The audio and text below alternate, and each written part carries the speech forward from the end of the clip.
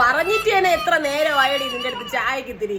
ഓ എന്റെ പൊന്നെ കൊണ്ടുവരണ നേരെ അവള് ചായ ഇട്ട് ഇങ്ങോട്ട് വായില് വയ്ക്കാൻ കൊള്ളൂല. ഞാൻ പറഞ്ഞല്ലേ എനിക്ക് ഇത്രയും കടുപ്പം വാരിയിടല്ലെന്ന്. എന്തൊരു കഷ്ടങ്ങളിത്.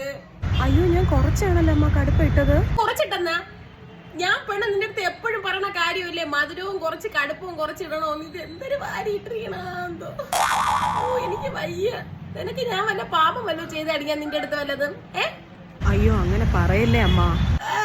അങ്ങനെ പറയല്ലേ അമ്മ.